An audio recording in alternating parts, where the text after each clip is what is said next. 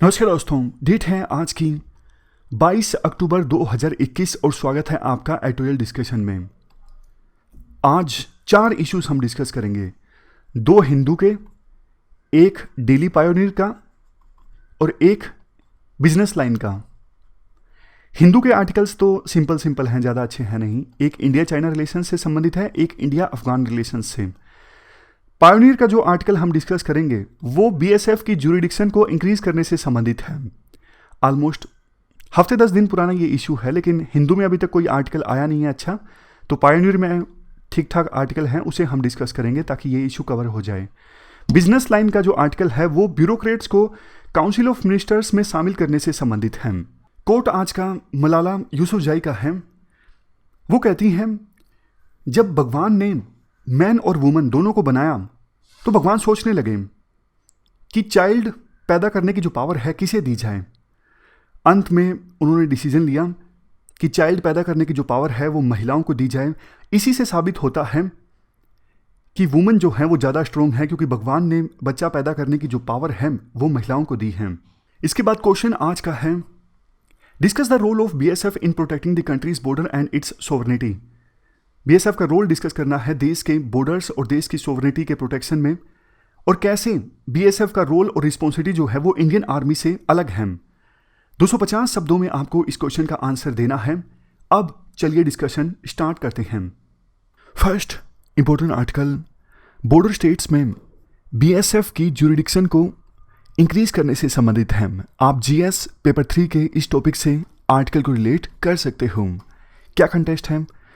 देखो, 11 अक्टूबर 2021 को ministry of home affairs के द्वारा एक गैजेट नोटिफिकेशन जारी किया गया।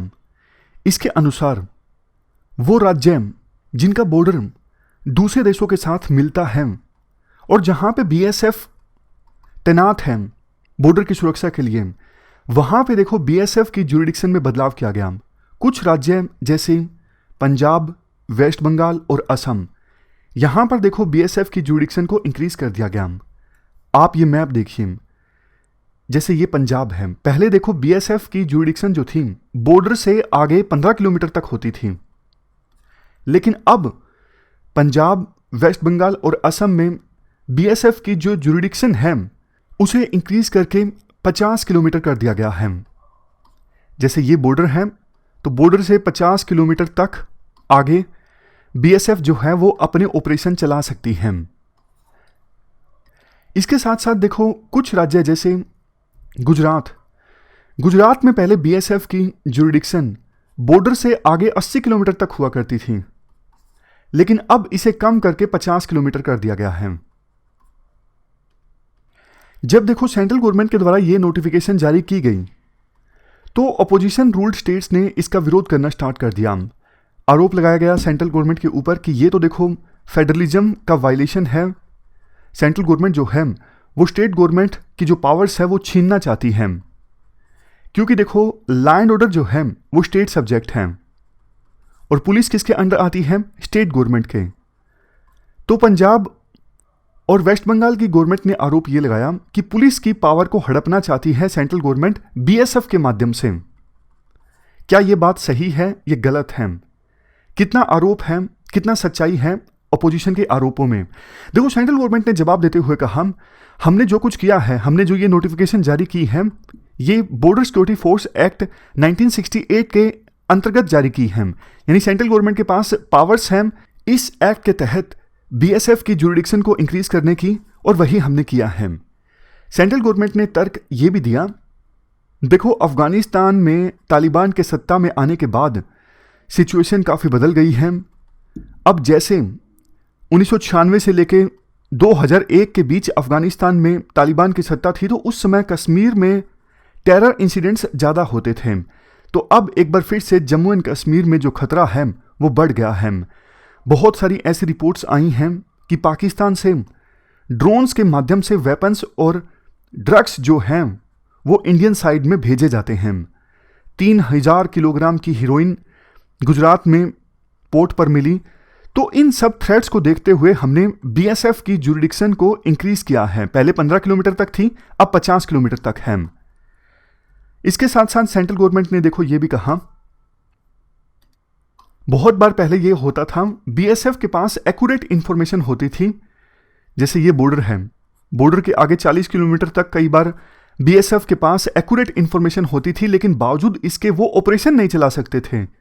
उनको वो इंफॉर्मेशन पास ऑन करनी पड़ती थी स्टेट पुलिस को, और जब तक स्टेट पुलिस एक्ट करती, जो कल्प्रिट्स थे, टेररिस्ट या फिर दूसरे अपराधी जो थे, जो ड्रग्स की तस्करी करते हैं, वो भाग जाते थे। लेकिन अब बीएसएफ ज़्यादा अच्छे से ऑपरेशंस चला पाएगी। अब देखो एक नेक्स्ट एस्पेक्ट डिस्कस करते हैं। क्या ये फेडरलिज्म के अगेंस्ट हैं, इस प्रकार से बीएसएफ की जुरिडिक्शन को इंक्रीज करना? राइटर कहते हैं नो देखो, इसलिए बीएसएफ की जुरिडिक्शन इंक्रीज हुई है 50 किलोमीटर तक। इसका मतलब ये कतई नहीं है कि वहां पर अब स्टेट पुलिस की जो जुरिडिक्शन है वो खत्म हो गई है। स्टेट पुलिस के पास जो पावर्स थी वो पावर्स अभी भी हैं। दूसरी चीज, बीएसएफ को जो जुरिडिक्शन मिली है ना, जो पावर्स मिली है 50 किलोमीटर तक, वो लिमिटेड पावर्स हैं इन एक्ट्स के अंतर्गत। Passport act 1967, passport entry into India act 1920, special sections of criminal procedure code. मतलब ऐसा नहीं कि सिंपल कोई मर्डर हुआ है उसमें भी अब बीएसएफ जांच करेगी, नहीं। सिर्फ इन्हीं एक्ट्स के अंतर्गत, जैसे कोई इलीगली इंडिया में घुस जाता है, ड्रग्स की सप्लाई करता है, तो सिर्फ लिमिटेड जुरिडिक्शन में बीएसएफ एक्ट कर सकता है। और उससे भी ज्यादा बीएसएफ देखो एक्ट तो कर सकता है, लेकिन कोई लीगल एक्शन नहीं ले सकता। जैसे बीएसएफ ने अपनी 50 किलोमीटर की जुरिडिक्शन में किसी को गिरफ्तार कर लिया, तो ऑपरेशन जब बीएसएफ का खत्म हो गया, उसके बाद कार्रवाई जो की जाएगी वो स्टेट पुलिस के द्वारा ही की जाएगी। यानी चार्जशीट जो फाइल की जाएगी केस में, वो स्टेट पुलिस के द्वारा ही की जाएगी। बीएसएफ का काम इतना है, इंफॉर्मेशन मिलने पर ऑपरेशन चलाना, और उसके बाद अगर अपराधी को पकड़ लिया गया है तो उसे सौंप देना स्टेट पुलिस को। तब तक एक्ट करना जब तक कि स्टेट पुलिस वहां पे नहीं पहुंच जाती है। और जैसे ही स्टेट पुलिस मौके पर पहुंच जाती है तो फिर उसके बाद बीएसएफ पूरे क्राइम सीन को और एक्यूज्ड को सौंप देगी स्टेट पुलिस को, और वहां से चली जाएगी। फर्दर जो कार्रवाई की जाएगी वो स्टेट पुलिस के द्वारा ही की जाएगी। तो इस पूरी सिचुएशन से आपको क्या समझ में आया? पक्का आपको यही समझ में आया होगा, अरे बढ़िया ही तो है। स्टेट पुलिस तो बल्कि इससे मजबूत हुई है। स्टेट पुलिस के जो एफर्ट्स हैं वो सप्लीमेंट हो गए, बीएसएफ को जो ज्यादा पावर्स मिली है उससे कॉम्प्लीमेंट नहीं होंगे। कोई आ गया, एक सेकंड, बल्कि सप्लीमेंट होंगे। सप्लीमेंट होने का मतलब बीएसएफ को जो ज्यादा जुरिडिक्शन मिली है ना, बल्कि इससे स्टेट पुलिस का काम और ज्यादा आसान होगा, स्टेट पुलिस और ज्यादा मजबूत होगी, ऐसा राइटर बोलते हैं। इसलिए ये जो नोटिफिकेशन थी, ये देखो फेडरलिज्म के अगेंस्ट नहीं थी, बल्कि नेशनल सिक्योरिटी को मजबूत करने के लिए थी। लास्ट में राइटर एक बात बोलते हैं जो वैसे एग्जाम के लिए इतनी इंपॉर्टेंट नहीं है। राइटर कहते हैं देखो दोनों ही पॉलिटिकल पार्टीज ना अपना दोगलापन दिखाती हैं। जब यूपीए गवर्नमेंट में थी 2011 में, वो एक बिल लेके आई थी जिसके तहत बीएसएफ को पावर दी गई थी कंट्री के किसी भी हिस्से में जहां जहां पर बीएसएफ डिप्लॉयड है, वहां पर बीएसएफ के पास पावर होगी सर्च करने की, सीज करने की और अरेस्ट करने की। लेकिन उस समय बीजेपी ने बहुत विरोध किया था, बोला था ये बिल जो है वो फेडरलिज्म के अगेंस्ट है, इसलिए इस बिल को ड्रॉप कर दिया गया था। 2012 में उस समय नरेंद्र मोदी सीएम थे गुजरात के, तो उन्होंने प्रधानमंत्री उस समय के मनमोहन सिंह को खत लिखा था, ये जो बिल है ये फेडरल स्ट्रक्चर के अगेंस्ट है और इससे तो स्टेट के अंदर स्टेट बन जाएगा। लेकिन आज सिचुएशन उल्टी है, आज बीजेपी ने ये नोटिफिकेशन जारी की है, मतलब बीजेपी सत्ता में है तब ये सरकार के द्वारा ये नोटिफिकेशन जारी की गई है और कांग्रेस पुरजोर विरोध कर रही है इस नोटिफिकेशन का। तो सभी जो पॉलिटिकल पार्टीज हैं वो दोगलापन दिखाती हैं। ये सब चीज़ें एग्जाम में लिखने लायक तो है नहीं, लेकिन हाँ एक चीज़ आंसर में जो यूज़ हो सकती है वो ये है, बेशक इंडिया देखो एक फेडरल स्टेट है जहाँ पर police and law and order जो है वो स्टेट की रिस्पॉन्सिबिलिटी है। बट जैसे कि आइवर जेनिंग्स जो कि ब्रिटेन के एक फेमस वकील थे, उन्होंने कहा India has a federation with A strong centralising tendency, मतलब इंडिया एक ऐसा फेडरेशन है जहाँ पर सेंट्रलाइजिंग टेंडेंसी जो है बहुत ज़्यादा मजबूत है। तो एक्स्ट्रा ऑर्डिनरी सिचुएशंस में, एक्स्ट्रा ऑर्डिनरी सिचुएशन जैसे आप अभी देख रहे हो अफगानिस्तान में तालिबान सत्ता में, पाकिस्तान जम्मू एंड कश्मीर में आतंकवादियों को भेजकर सिविलियंस की भी किलिंग्स करवा रहा है, तो ऐसी सिचुएशंस में ये एक्स्ट्रा ऑर्डिनरी सिचुएशन है, सेंट्रल गवर्नमेंट की जो विल है, सेंट्रल गवर्नमेंट की जो इच्छा है, वो भारी पड़ेगी स्टेट की ऑटोनॉमी पर। वही अब हो रहा है इस नोटिफिकेशन के तहत, यानी नोटिफिकेशन एग्जाम्पल है कैसे एक्स्ट्रा ऑर्डिनरी सिचुएशंस में स्टेट की ऑटोनॉमी नीचे रह जाएगी और सेंट्रल गवर्नमेंट की जो विल है वो भारी पड़ेगी। लेकिन देखो, बेस्ट वे ये है किसी भी फेडरल कंट्री में स्टेट्स को कॉन्फिडेंस में लेना। तो नोटिफिकेशन जारी करने से पहले सेंट्रल गवर्नमेंट को स्टेट गवर्नमेंट से थोड़ा कंसल्ट कर लेना चाहिए था। कंसल्ट करने का मतलब उन्हें बता देना चाहिए था कि देखो ऐसी ऐसी सिचुएशन है और ये हम करने जा रहे हैं, तो आप इसे पॉलिटिकल कलर मत दीजिएगा, ये नेशनल इंटरेस्ट में है। अगर ऐसा होता है तो शायद फिर स्टेट गवर्नमेंट्स भी, मतलब जो स्टेट में पॉलिटिकल पार्टी सत्ता में हैं, वो भी सिचुएशन को समझें और नेशनल सिक्योरिटी से संबंधित मामलों को पॉलिटिकल कलर ना दें। तो ये पूरा आर्टिकल हमने डिस्कस किया, चलते हैं आगे। इसके बाद next article council of ministers में ब्यूरोक्रेट्स के इंक्लूजन से संबंधित है। मतलब कि आपने देखा होगा हमारे विदेश मंत्री एस जयशंकर पहले फॉरेन सर्विस में थे, हरदीप पुरी ये भी फॉरेन सर्विस में थे, अश्वनी वैष्णव जो हमारे रेल मंत्री हैं वो पहले आईएएस थे, और रामचंद्र प्रसाद सिंह वो भी आईएएस थे जो अभी काउंसिल ऑफ मिनिस्टर्स में है। मतलब कहने का ये है, बहुत सारे आज के समय में काउंसिल ऑफ मिनिस्टर्स में ऐसे पर्सन्स हैं जो पहले ब्यूरोक्रेट्स थे।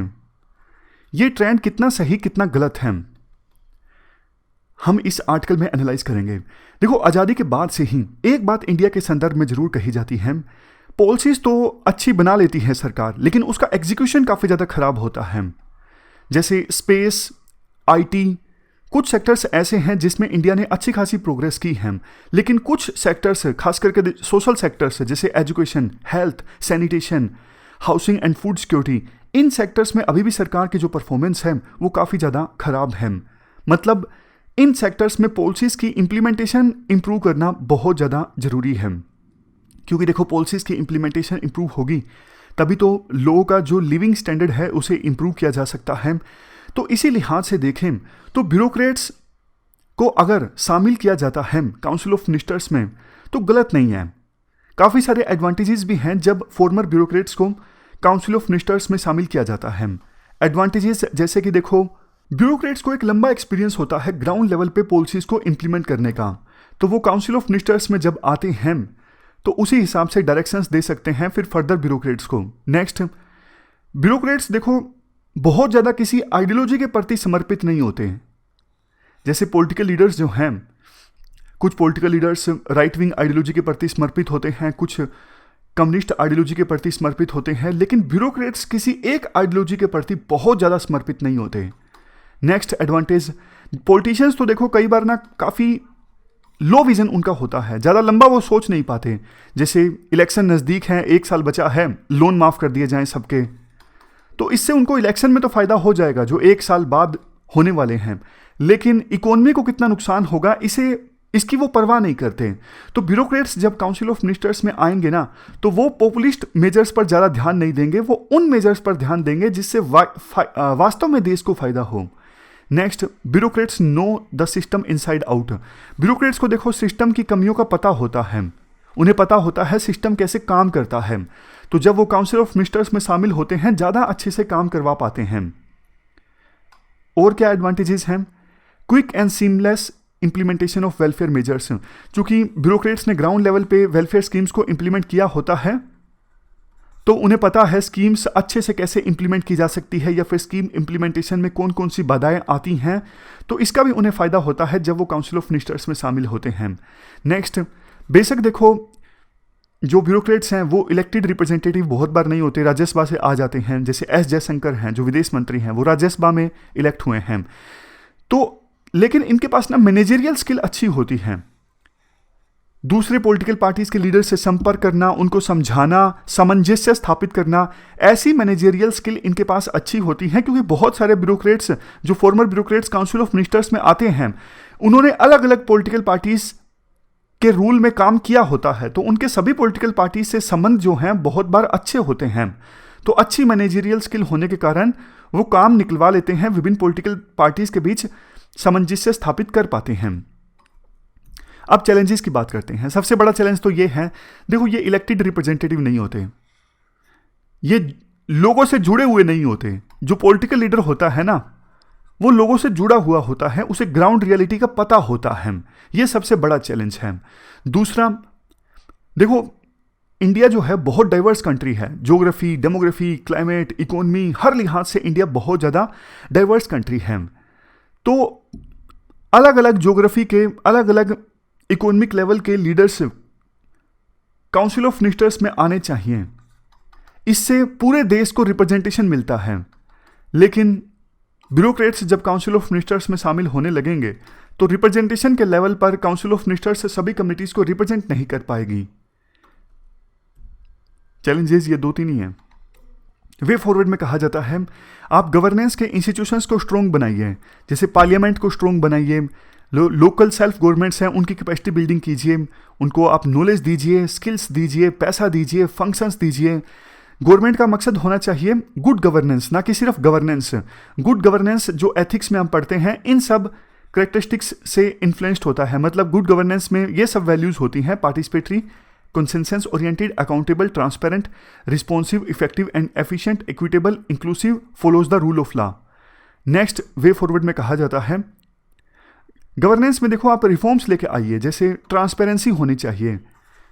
कॉलोनियल ईरा से ही गवर्नमेंट का ना एक मकसद होता है चीज़ें छुपाना। आरटीआई एक्ट आया था, बहुत पावर्स मिली थी जनता को, लेकिन आरटीआई की इंप्लीमेंटेशन अब वीक हो गई है। कंक्लूजन में बोल सकते हो, ये जो चैलेंजेस हैं इन्हें देखो एड्रेस किया जा सकता है। जैसे ब्यूरोक्रेट्स को काउंसिल ऑफ मिनिस्टर्स में शामिल करने से पहले इलेक्शन लड़वाया जा सकता है।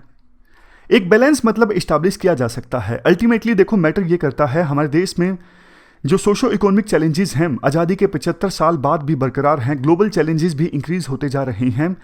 तो मकसद सरकार का यही होना चाहिए, गवर्नेंस और लोगों के लिए जो सर्विस डिलीवरी है उसे इंप्रूव करना। बेशक इसके लिए फॉर्मर ब्यूरोक्रेट्स का सारा अगर लिया जाता है, मतलब वो शामिल होते हैं, तो कोई दिक्कत नहीं है। जो ये चैलेंजेस है ना उनको एड्रेस किया जा सकता है, मतलब बैलेंस इस्टेब्लिश किया जा सकता है। तो ये पूरा इशू हमने डिस्कस किया। चलते हैं आगे। इसके बाद next article India China relations से संबंधित है। आप जीएस पेपर 3 के इस टॉपिक से और जीएस पेपर 2 से भी आर्टिकल को रिलेट कर सकते हो। सुशांत सिंह के द्वारा ये आर्टिकल लिखा गया है। ये देखो आमतौर पर सरकार के खिलाफ लिखते हैं, तो जो पॉइंट्स आंसर में लिखने लायक हैं उनको हम एक्सट्रैक्ट करते हैं। देखो चाइना और इंडिया के बीच लद्दाख में अब टेंशन्स हैं, ऑलमोस्ट 18 महीने हो गए, है ना। और देखो पिछले 10 महीनों में ना चाइना के वेस्टर्न थिएटर कमांड के 4 जनरल्स को रिप्लेस किया जा चुका है। ऐसा क्यों? क्योंकि देखो लद्दाख में जहां पर दोनों देशों की फोर्सेस आमने सामने है ना, वहां पर वेदर कंडीशंस बहुत ज़्यादा खराब हैं, वहां पे सरवाइव करना मुश्किल है। तो इन 4 जनरल्स की तबीयत खराब हो गई, इसलिए इनको रिप्लेस किया जा चुका है। बावजूद इसके चाइना हटने को तैयार नहीं है, मतलब चाइना किसी समझौता करने के मूड में भी नहीं है। जैसे देखो 7 पॉइंट्स पर कन्फ्लिक्ट था लद्दाख रीजन में, कुछ पॉइंट्स पर तो सहमति बन चुकी है इंडिया और चाइना के बीच में।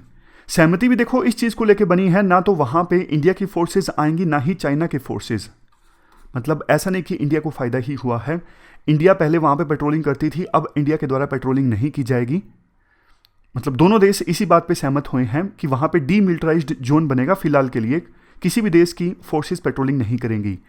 लेकिन कुछ पॉइंट्स जैसे कि देखो डेप्सांग प्लेन्स, हॉट स्प्रिंग्स, डैमचोक, यहाँ पर चाइना की जो फोर्सेस हैं पीछे जाने को तैयार नहीं है। हाल ही में मिलिट्री कमांडर्स की बातचीत हुई थी ना, चाइना ने साफ तौर पर इनकार कर दिया कि इन पॉइंट्स पर हम पीछे नहीं जाएंगे।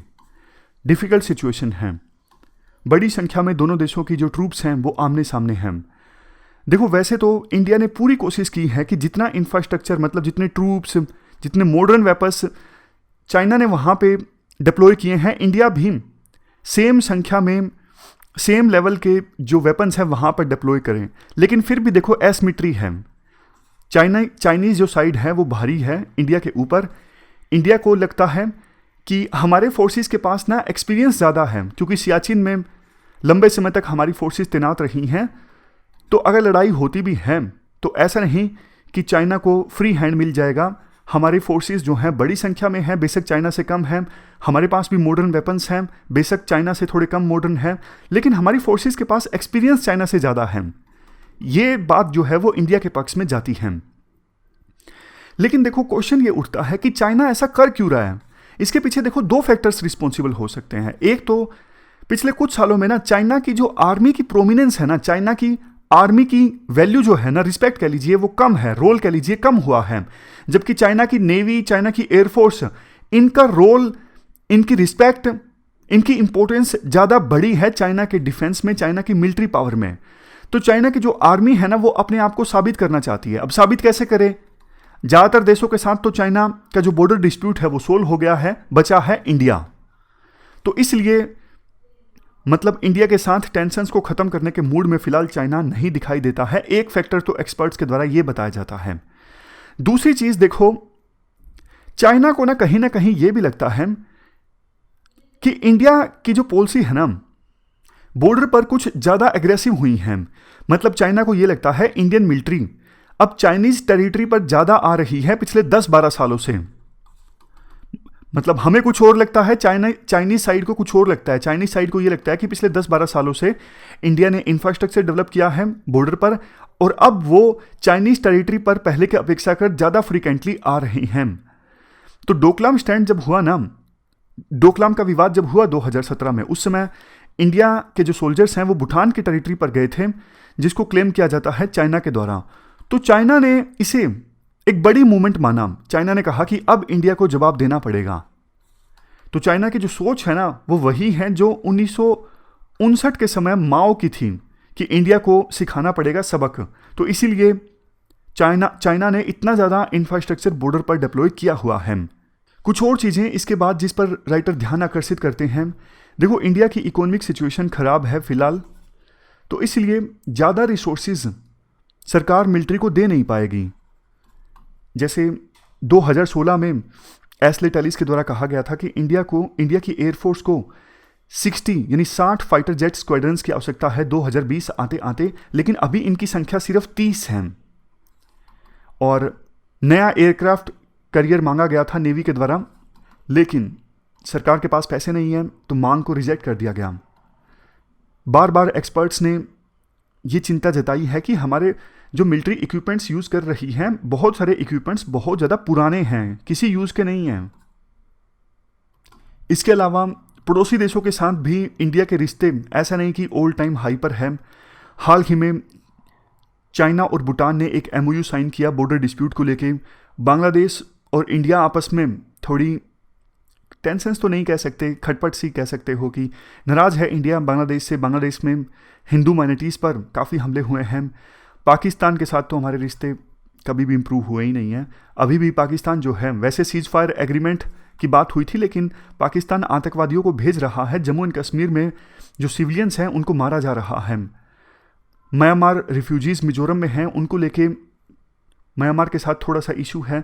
इतने बड़े इशू नहीं हैं, लेकिन जैसा मैंने आपको बताया ना, राइटर थोड़ा सरकार के खिलाफ ज़्यादा लिखते हैं। सुशांत सिंह पहले ये इंडियन एक्सप्रेस के लिए लिखते थे, अब द हिंदू के लिए लिखते हैं। तो इनकी अप्रोच आमतौर पर सरकार के अगेंस्ट ही होती है, जो कि हमारे आंसर्स में नहीं दिखना चाहिए।